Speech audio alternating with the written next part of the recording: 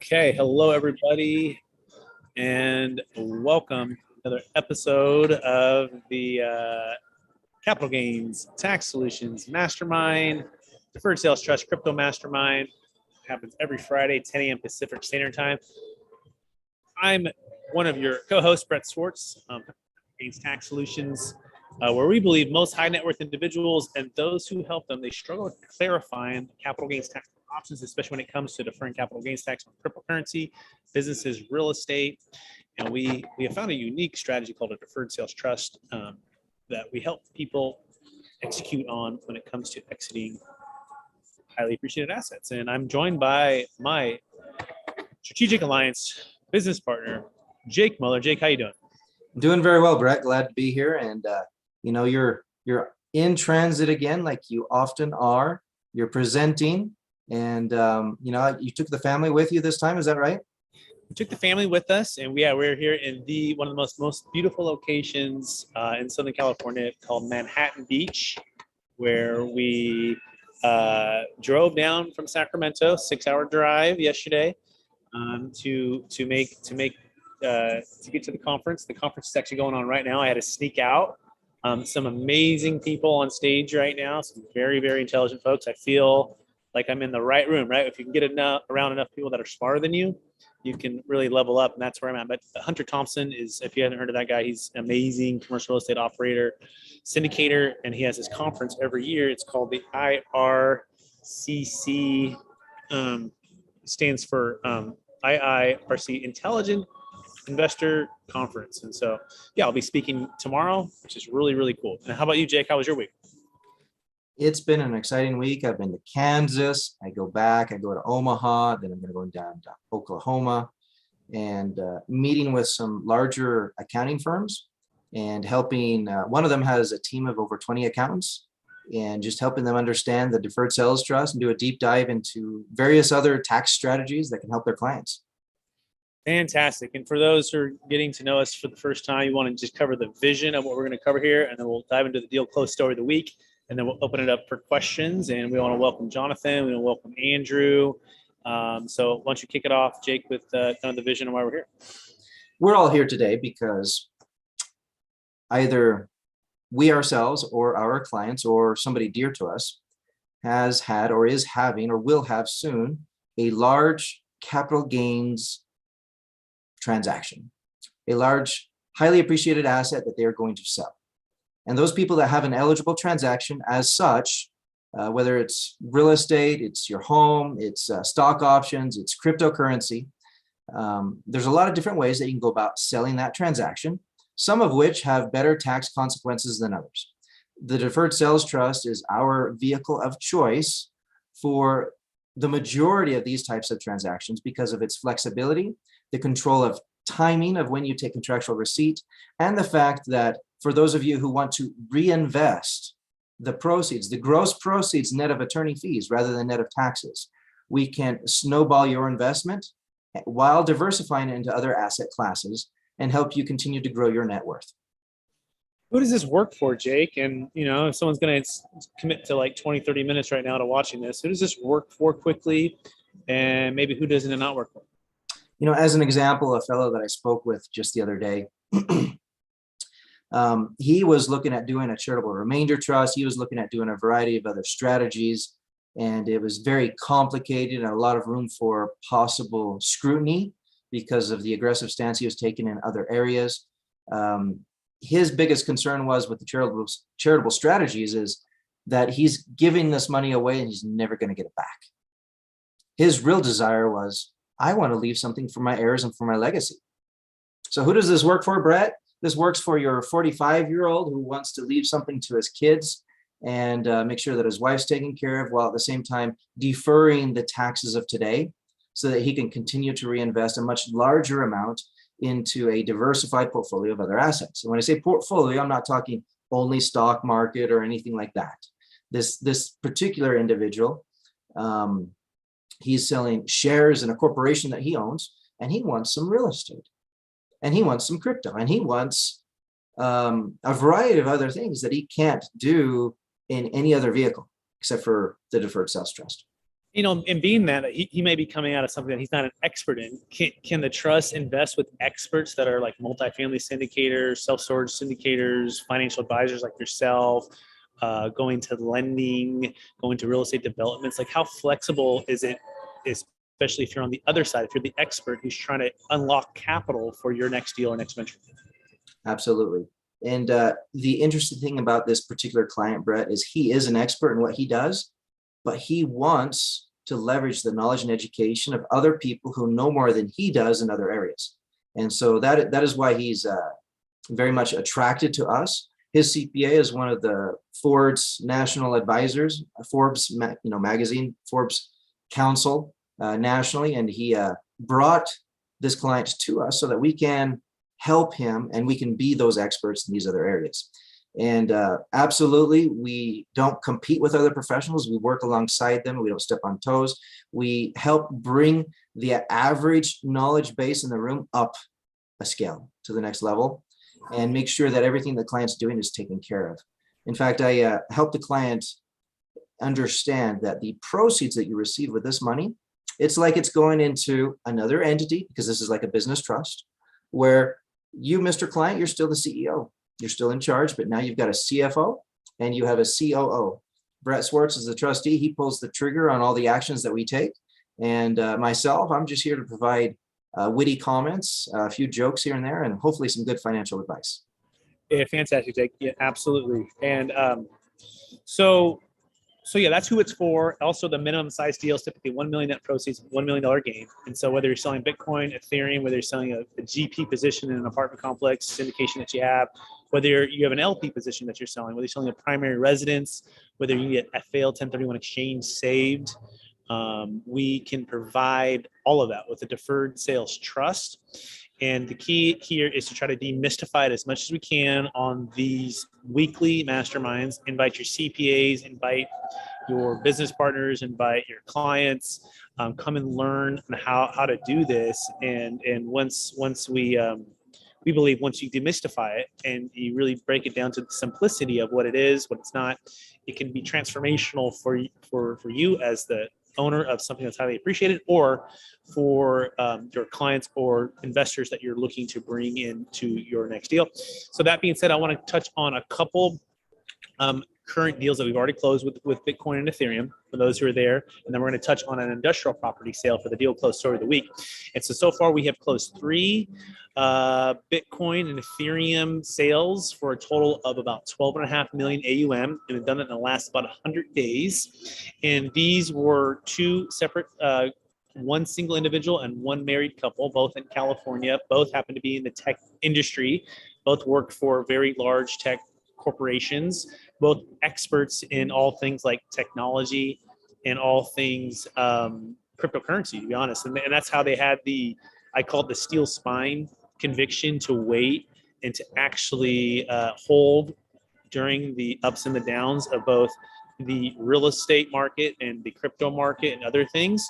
And they had the fortitude to also dollar cost average into Ethereum and Bitcoin.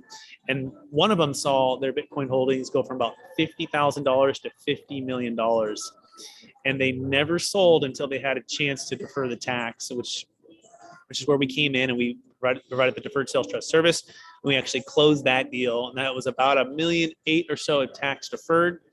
And they were able to start a business venture with one of their business partners. But this happened, and the second deal was for a client who mostly had Ethereum, and he and his wife wanted to have some more flexibility. They wanted to be done with the W-2 job. They wanted to have more time to travel and also diversify.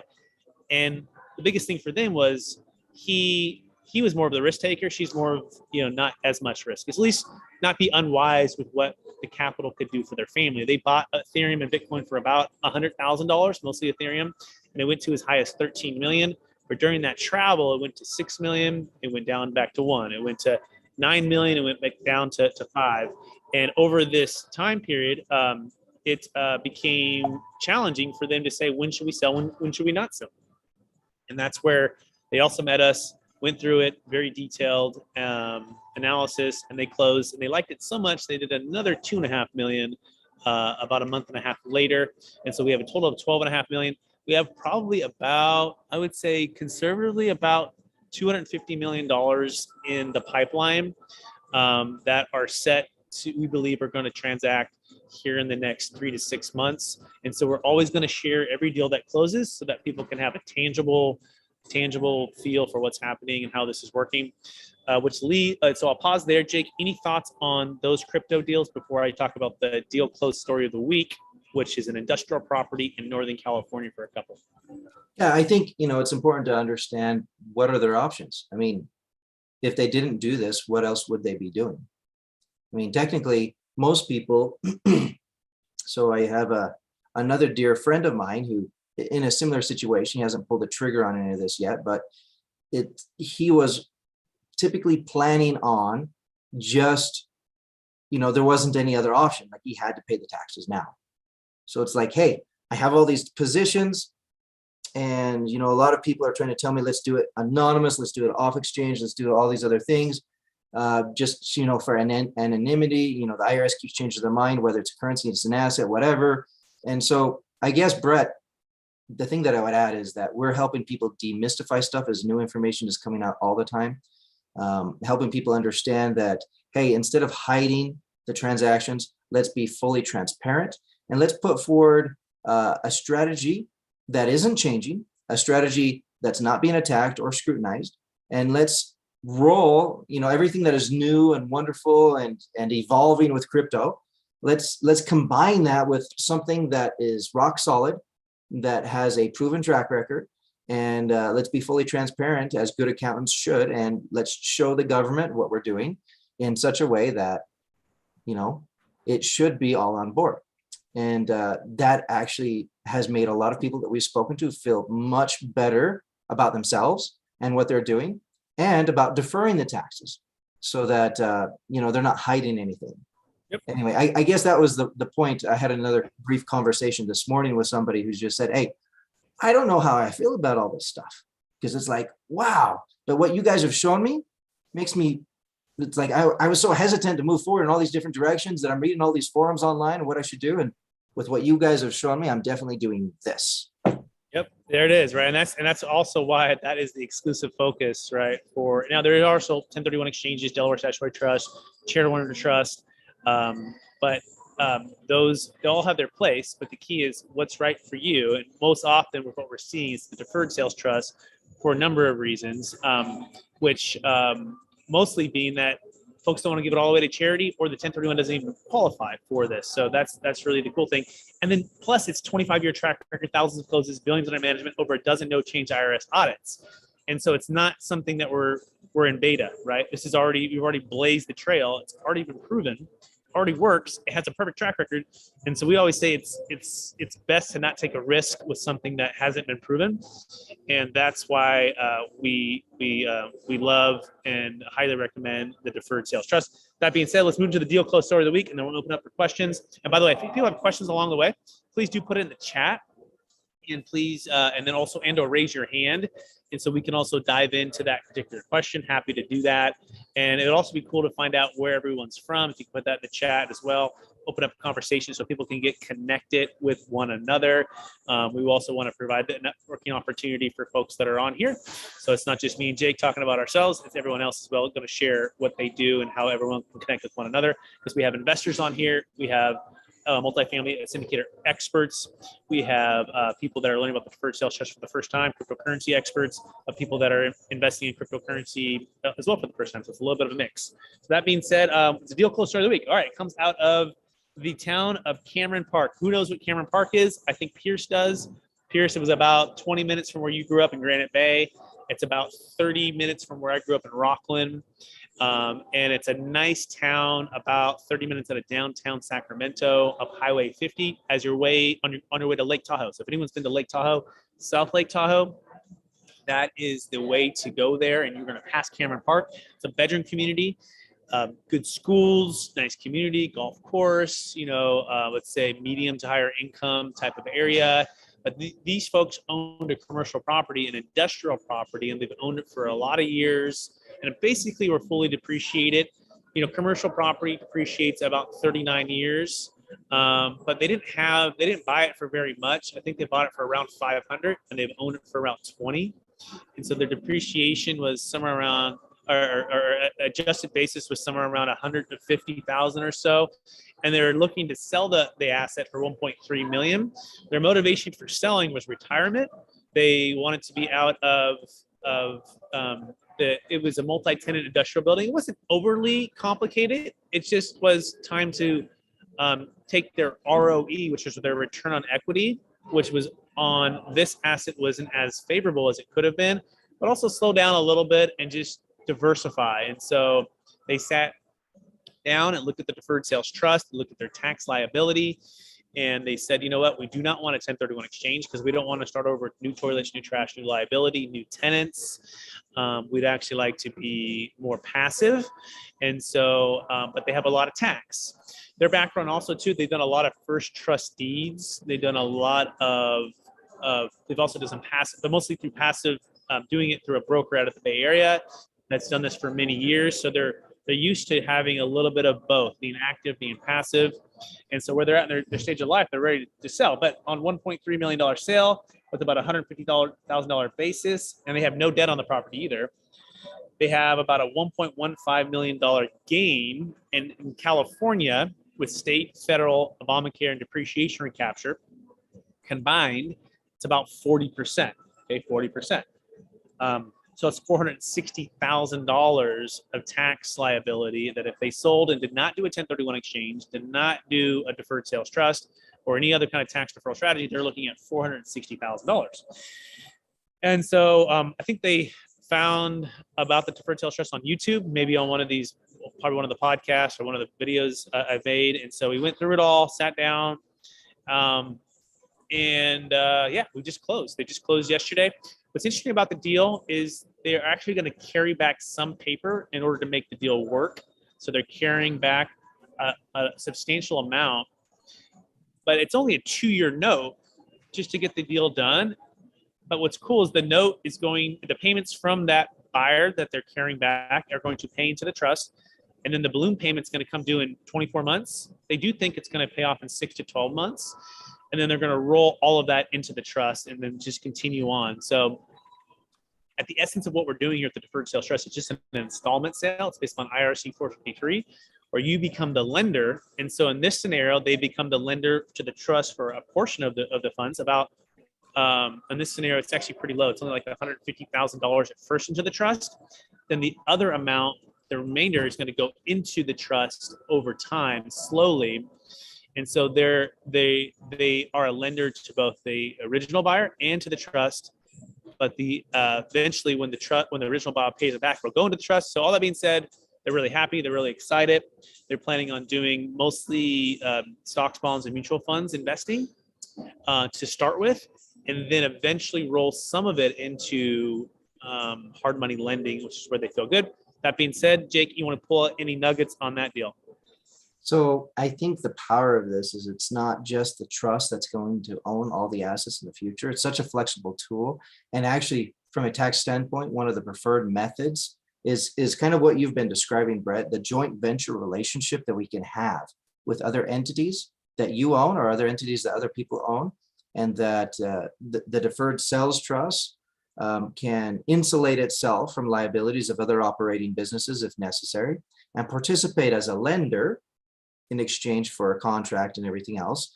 And, whether the assets are inside the deferred sales trust or outside the deferred sales trust for purposes of depreciation, depletion, amortization, whatever else that you might benefit from outside, the flexibility and the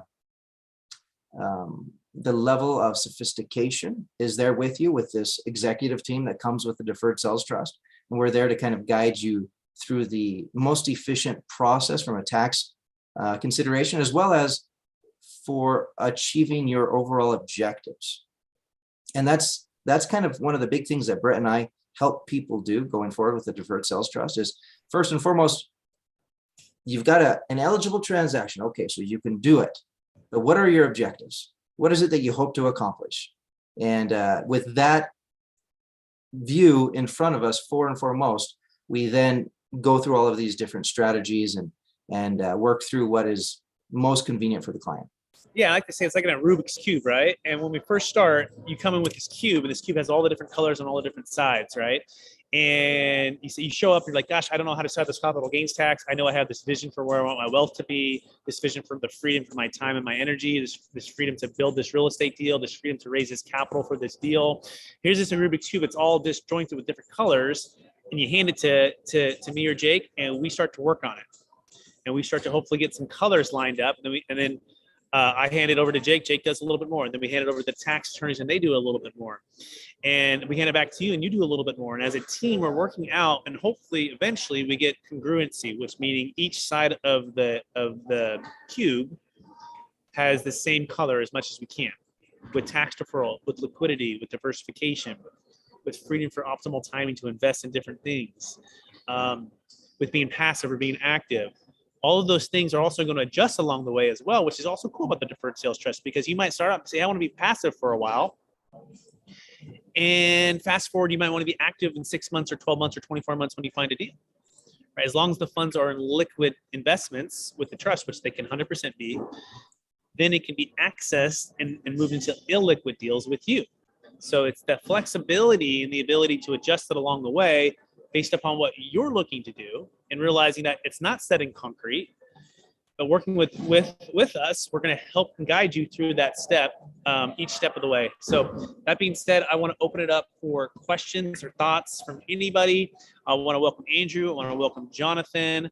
Let's see, who else do we have on here?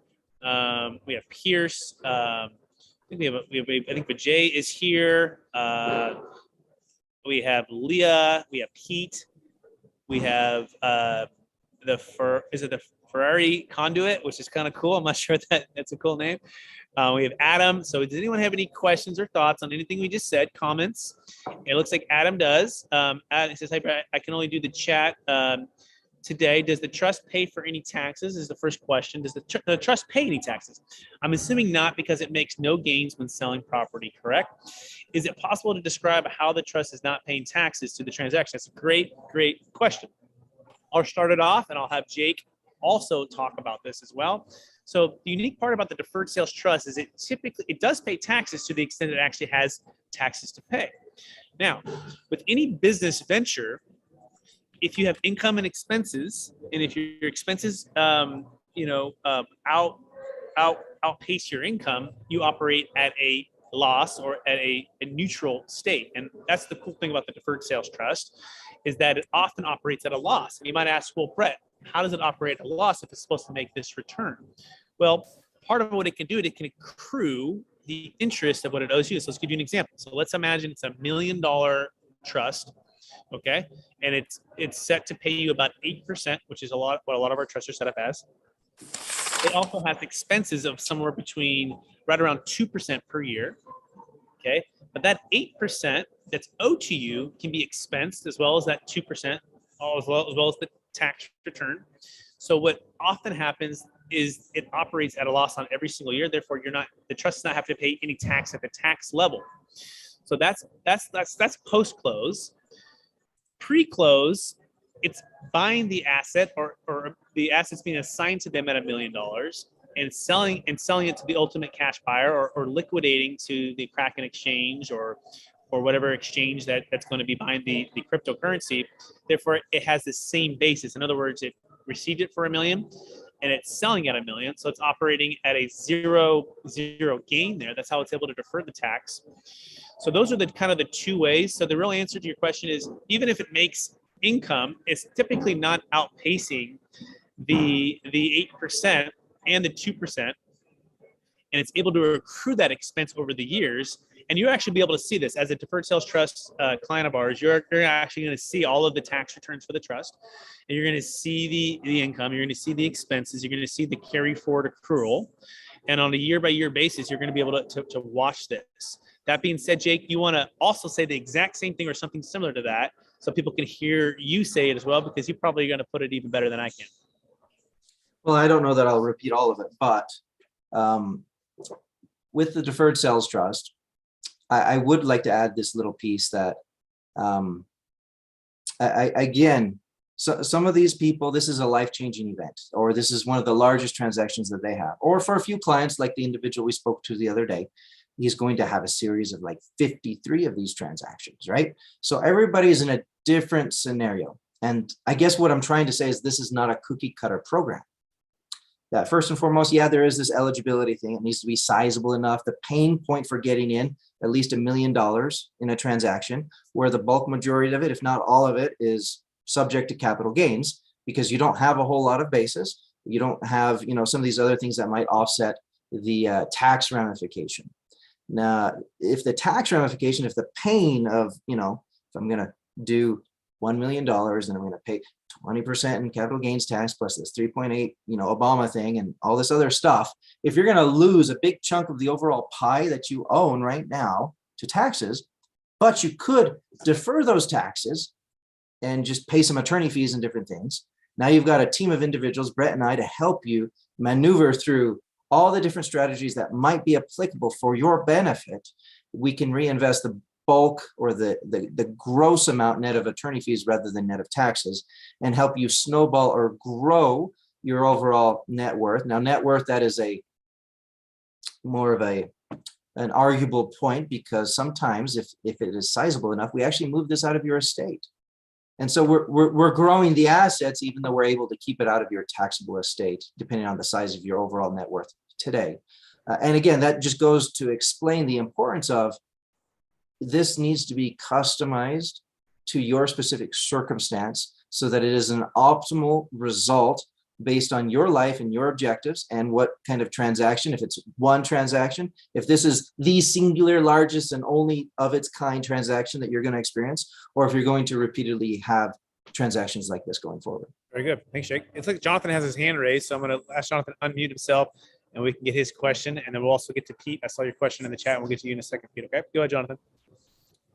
Hey, everybody. I'm John. I'm in Charlotte, North Carolina. I had a question. The trust type, would this be an irrevocable trust? So it is a business trust, and it is a version of irrevocable business trust. Okay. And that is how it is outside of your estate. Okay. Part of how it's outside of your estate, exactly, which is really kind of unique. Keep going, Jonathan. Okay. I would say that again one more time, Brett, because it came through muffled. Yeah, I'd say it's part of how it's outside the taxable estate, which is proprietary and kind of another layer there. But keep going, Jonathan. If you were, let's say, a partner in a private business like a doctor's office, and private equity is you're liquidating to private equity, would that be something that would potentially be eligible? Yes. Yes. Okay. Yeah, and here's the key. It's 1 million net proceeds, $1 million gain, unless you have two transactions that are 500 each. So let's say you had $500,000 of crypto and $500,000 of a GP position. You can combine the two in a short period of time, then you're eligible, okay? And so we like to see the trust really work hard for you, which means it needs to have enough liability to defer, tax liability to defer, as well as enough equity to sustain itself, because it is a business trust, right? And so that's what we found, that home run number, that 10 out of 10, we believe the number is, no matter what state you're in, what asset you're selling, is $1 million net proceeds, $1 million gain, unless you have two assets that are 500 or better. So yeah, it works for carried interest. It works for business sales. It works for LPs. It works for LLCs. It works for we've done orthodontists. We've done dentists. We've done optometrists. We've done Bitcoin. We've done Ethereum. We've done multifamily. We've done hotel sales, car dealerships, public stock, private stock. As long as it's big enough, you have a big enough gain, that we think it's a home run. Does that make sense, John? Okay. And then the last question here, maybe you could just explain when it's getting interest, because obviously most of these people are selling, and yeah, it's their largest asset, but they're looking to generate an income stream off of that. So then at that point, would that interest, it would be taxed, or you would also, I guess, maybe realize a portion of the gain? Maybe you could give me an example, like when. Are you asking when do you pay the tax? Is that what you're asking? More so like if it goes into this business trust irrevocable, but they still would like to generate cash flow off that for their retirement. Is that? Oh, is yeah, that yeah. So the trust has got to pay you back, right? So whatever you put in there, you're lending the funds. So I want you to think of yourself like a lender, John. You're becoming the bank. So you were an owner of the asset. And how this is working is you're taking 100% seller carryback financing for the trust. Okay. So there's three parties. And I think this will dovetail into Pete's question, which he's asking, how does it work for cryptocurrency? Okay, so I'll kind of walk through this for a cryptocurrency example and for our actual client. And so they had $50 million of Bitcoin, and they wanted to exit 5 million of it. This is Jake and I's client, okay? And they're faced about 1.5 to 1.8 in tax liability. Very low basis, very high gain, live in California. So instead of just literally just selling 5 million on Kraken, right, into their own name and taking that cash, which is a taxable event, or even potentially just, transferring that BTC to another coin, which could be a taxable event. We set up a brand new trust, and they do not own, right? They don't. In fact, it's a brand new single entity business trust that only does business with that particular client. And they actually transferred those funds to the trust, that 5 million, a BTC though, just transferred BTC 5 million worth, in exchange for a promissory note to pay them back 5 million in cash. Okay, so they gave up ownership by transferring it, and what they became an owner of is a promissory note. In other words, they became the bank. So it's not unlike, John, what you would do for your own house. If you have a house and like, hey, I'm going to buy this house, but I'm going to ask the lender, or the bank, Bank of America or whatever, to give me a loan for 30 years at 3%. In this scenario, they've asked the trust to pay them back that 5 million at 8% over 10 years, interest only payments. And for this particular client, we're actually starting payments of about $15,000 a month in about 2 months. So they delayed it a little bit. Okay.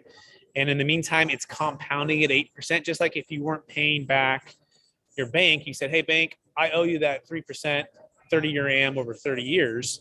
But what if I just delayed payments for 6 months? They could do it. It's like a forbearance, if you will, right? That happened during COVID as well for some people. It doesn't mean you don't pay the interest back. It just means it's compounding and it's building up. So that's what our clients do. It builds up until they start receiving payments, at which point they start receiving tax. So back to this deal, we form the Kraken account, okay, in the name of the trust. They transfer the BTC to the Kraken account. They get the promissory note. The trustee immediately sells it to cash. It's like a simultaneous close. We close as quickly as we can.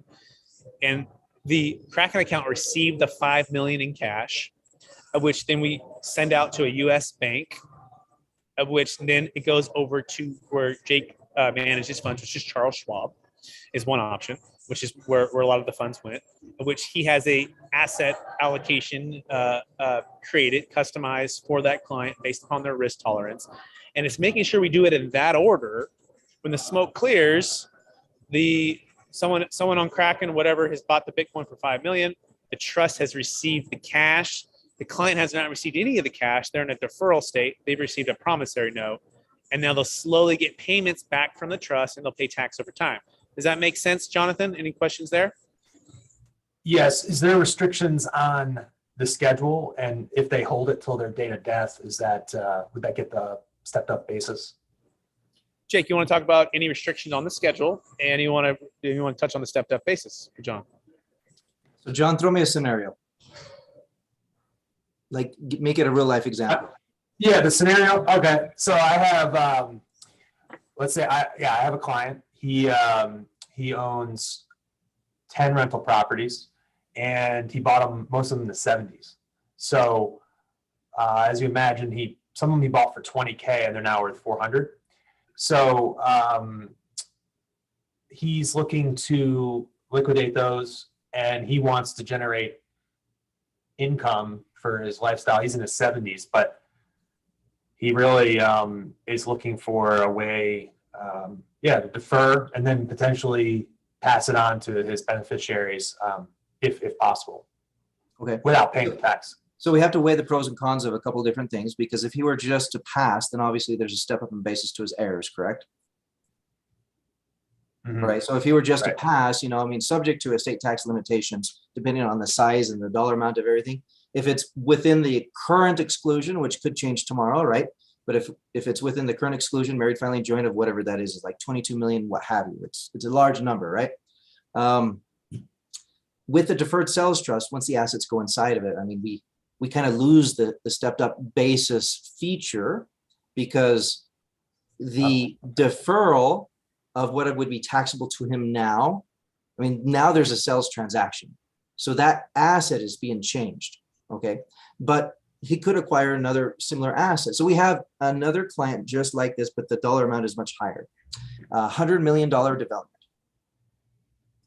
$100 million development that the tax attorney or the estate planning attorney that was working with him was trying to help him, because it's in a partnership with him and his brother, trying to help him devalue the $100 million development for purposes of estate taxes, which is a common strategy.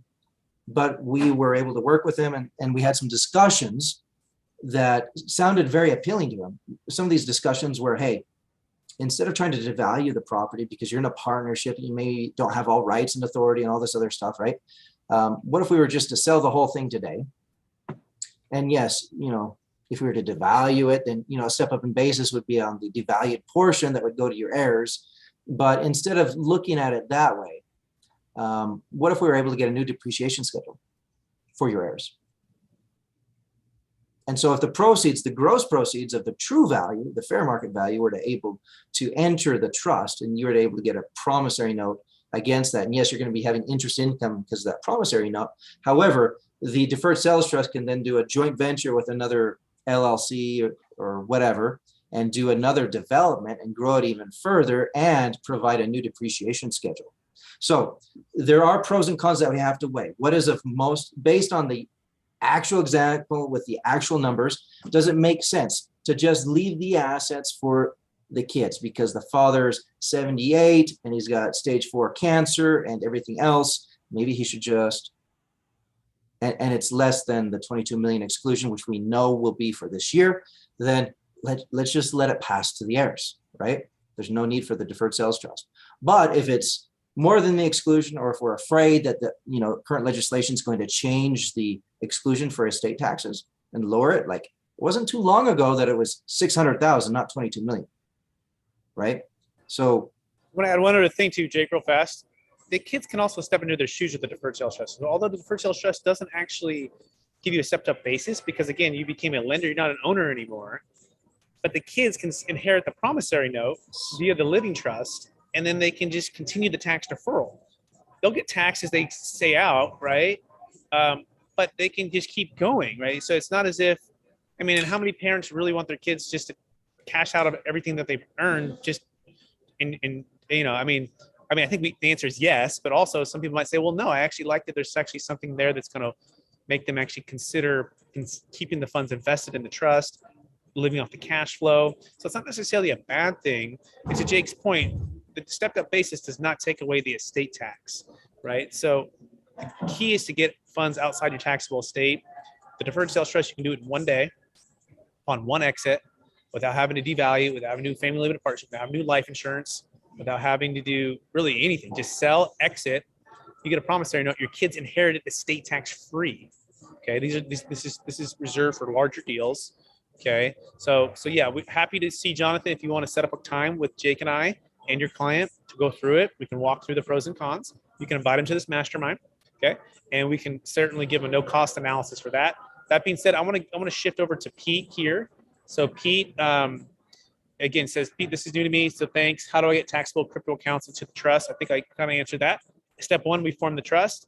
Step 2, we open up a Kraken account. If it's a major coin that's trading on like Kraken, especially, which a lot of coins are, right? Then we simply just transfer your major coins like a BTC or Ethereum or Ripple or XRP is not there yet. They've been restricted for a while.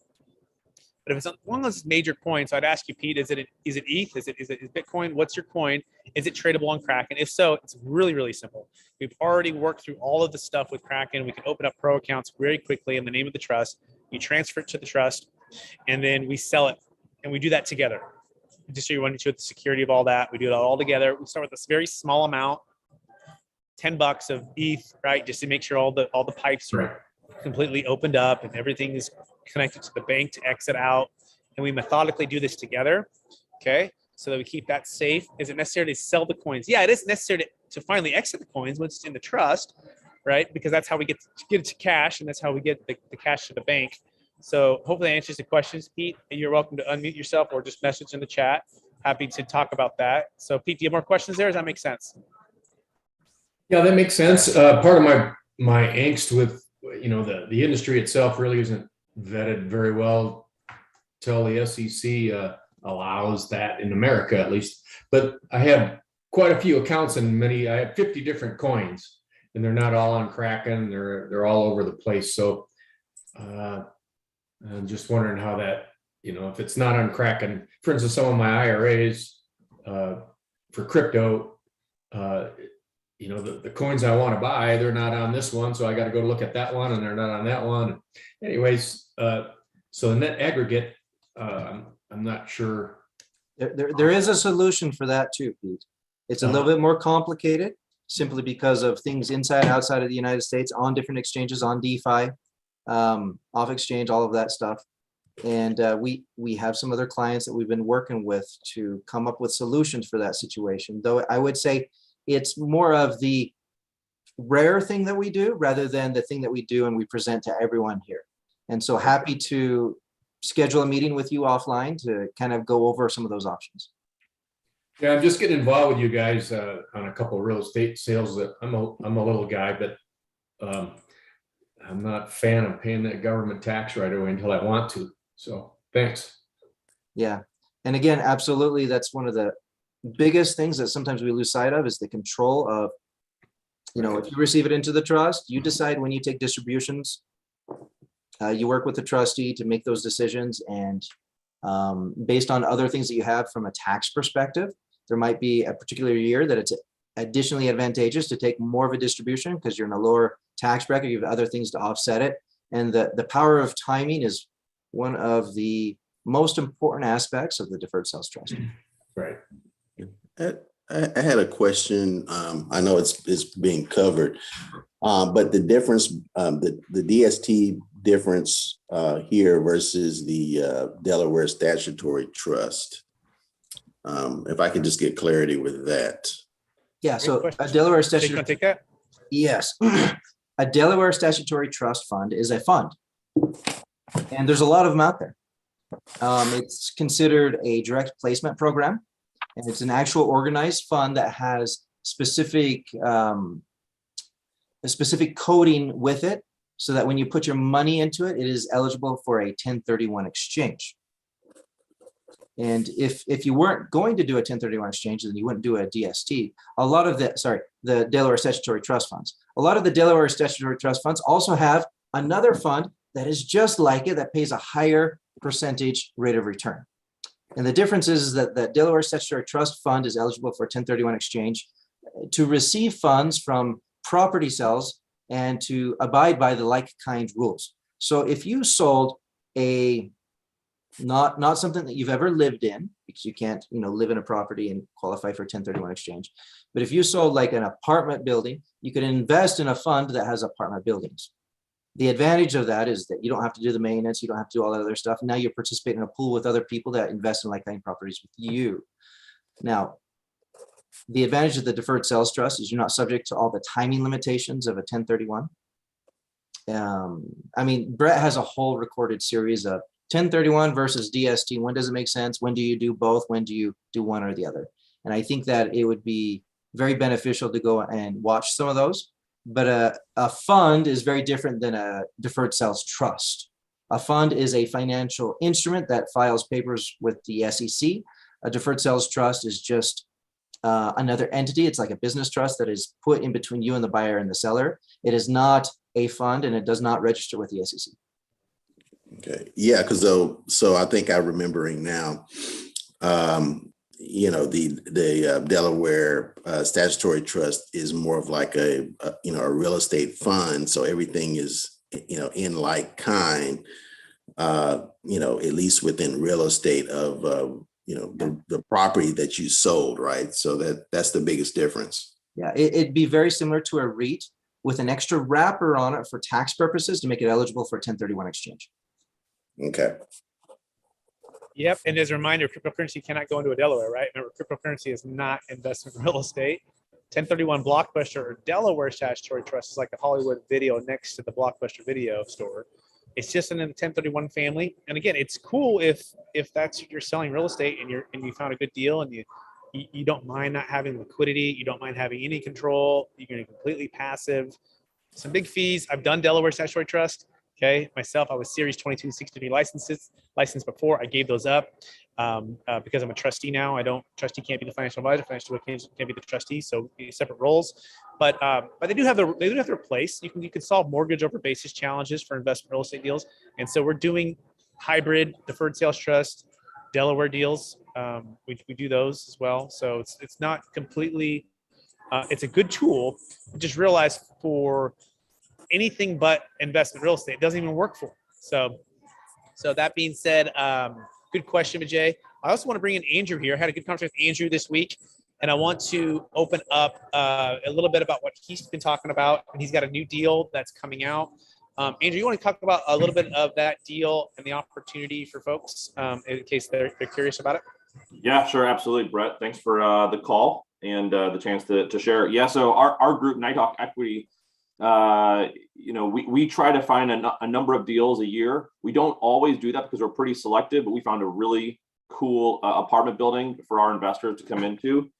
So this will be our 19th syndication. So we've done this a number of times. In the Northern Atlanta market, this will be our 5th deal in the nicer half of Atlanta. We got this deal off market, which is incredibly rare nowadays. We got it because of the relationship that we've had with these brokers. And what's really cool about this deal is the rent increases, which is the primary way that you can drive value creation, is a little north of $600 on average across all 214 units. And we're going to be achieving that by investing about $15,000 into each unit, renovating the units, making it better, also making some improvements to the exteriors. But it's a phenomenal value creation deal. I'm going to pause there real fast, by the way, because that is amazing. And I dug into Andrew with good questions when we were talking about this week, and he answered them wonderfully. And that's the key here. Understanding that value add forced appreciation opportunities to us, to me, my background, for multifamily, for mobile home parks, senior housing, assisted living, I have found it's the best way to create wealth while not having to take as much risk, because you can literally go in there, add value, flooring, countertops, appliances, washer dryers in the units. He has a unique way of lowering expenses through water efficient program, which we'll talk about here in a second. But essentially, that's $600 of value is substantial, and it's hard to find that kind of difference. I mean, you see $100, $150, $50, but to get to $600 is remarkable to find. And so it's hard to find. That's part of why they're very selective, and Andrew's group and who they work with. And so, by the way, his business partner, his name is Michael Blanc. He's going to be a part of my book. Michael actually has a chapter. If you guys don't know who Michael Blanc is, you should. And he has a YouTube channel and a podcast. He's amazing. But Michael Blanc is going to be in the new book that's coming out. And so I highly recommend people connect. And also, I do have a client in the Atlanta area. They may or may not be on this actual call right now. I'll leave that up to them to see if they want to connect with you offline, Andrew. But that being said, this is an opportunity for the trust to invest a portion of its funds into something like this, right? To someone you can know, like, and trust, get to know, like, and trust Andrew. Accredited investors is important, right? That's also something to consider here. We ought to make sure you're accredited. But that being said, Andrew, you want to add anything else to the deal and also talk about the water efficiency thing, which is kind of cool. Yeah, on the water thing, I mean, this is a fantastic opportunity. It's one of the reasons that I say, capitalism at its best is really when you benefit everybody, right? So at Nighthawk Equity, we're trying to benefit our tenants, give them better places to live, the community. So, we're investing into the quality of the community, new roads, getting good tenants in there, improving maybe old warehouse clubhouses, and then our investors. So we're trying to make all three of those constituents better. And, one way that we're doing it is through water efficiency. So you come into a property that's got 200 units and its water bill over the course of a year might be $500,000. We can go in there with low flow toilets, aerators on the showers and the faucets and the kitchens and the bathrooms and cut the water bill. We've done this about 5-6 times, almost in half, right? So you cut the water bill in half, you've dropped $250,000 down to net operating income. And when you apply that savings against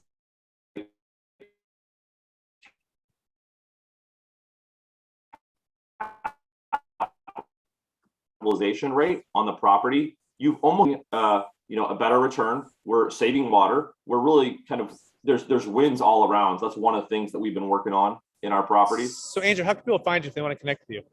Yeah, I'll throw our firm is called Nighthawk Equity. I'll throw the registration link for our upcoming deal in the chat here. We have the event.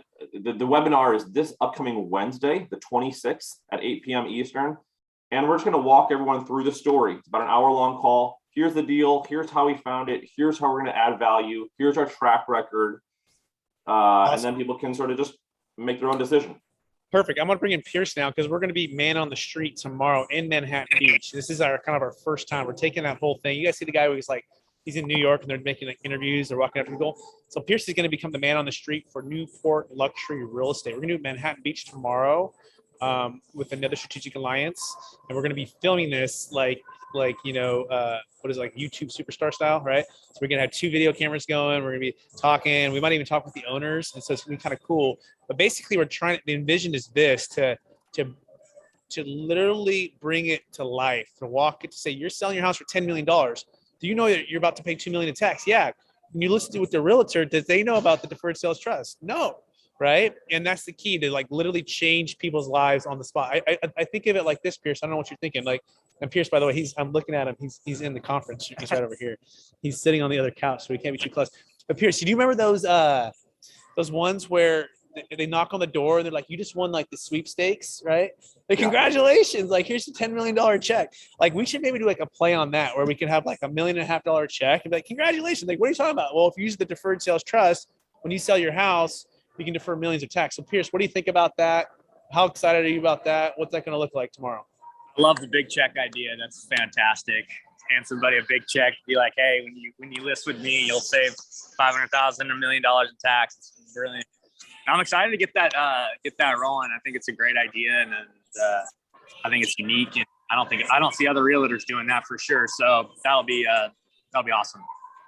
Pierce, if someone wants to list and sell and save millions of tax on their luxury real estate in Southern California, what's the best place to find you?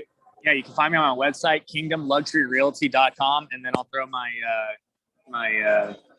info in the chat box here, right next to Andrew's. Excellent. And then we're running out of time. So Jake Miller, if people want to connect with you, it's the best place for them to find you, Jake. Yeah, so just give me a call, 1-800-773-1848. Again, 1-800-773-1848. And then Pierce's number is what's that, Pierce? 916-879-0903, and that's Kingdom Luxury Real Estate. Shoot, that's is that a different number? Pierce is putting the wrong numbers in here. He's putting his wife's phone number in there. Don't do that, Pierce. I'm just kidding. It's probably not his wife's number, but 916-878-0903 for Pierce. So I want to encourage everybody. I'm going to answer one last question from Adam regarding the distribution on how it's taxed. But I want to encourage everybody to keep coming back here and to keep on asking good questions. Subscribe to our YouTube channel. Be on the lookout for the new book, Building a Tax-Deferred Exit Strategy. By the way, our latest chapter besides Michael Blanc is the Jake Muller. In fact, we're going over the manuscript right this last few days. So he'll be in chapter, like the first few chapters, which is going to be awesome as well. We have Kevin Harrington from Shark Tank. So look for this in about 30 days.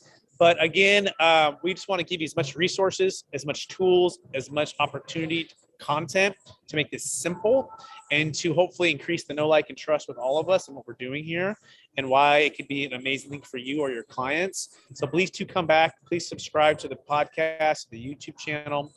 Share this with somebody who can literally change their life, right? By selling high in cryptocurrency and business and real estate, deferring millions of dollars in capital gains tax. And so they can give more, they can save more, they can invest more, they can start that next part of their life or their chapter of their wealth plan. And then if you want to connect with us, go to capitalgainstaxsolutions.com. That's capitalgainstaxsolutions.com. And then we'll see everybody next week. Hopefully, bring a friend, bring your CPA, everyone's invited. I'm still getting David Young lined up for those who are wondering about that. And that being said, I appreciate everybody, and we'll talk to everyone soon. Okay, bye now.